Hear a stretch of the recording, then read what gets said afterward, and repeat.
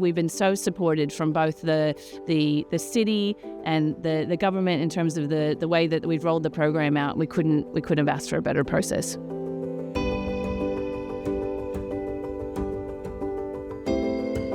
The university is committed for a more sustainable future across many things, including academia, but also really, I guess, for my role, it's around the built environment, and fleet is a really big part of that.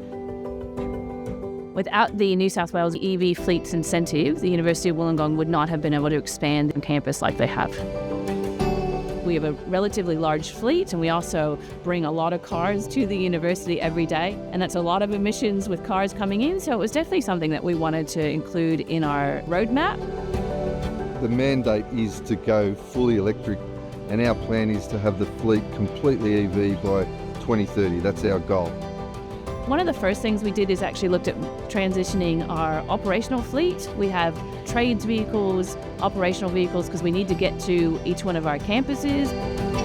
Mileage is a major factor in the decision making, and up till now that has been a concern. The charging infrastructure across the state wasn't quite there yet, but that is rapidly changing, and the mileage on the vehicles that we're purchasing is also increasing. So what we did is we put in some chargers in our depot, as well as started to transition the fleet as they came up for lease. What we've found so far is that the EVs are way more reliable, maintenance costs and maintenance cycles are much lower. The EVs are just so much more efficient.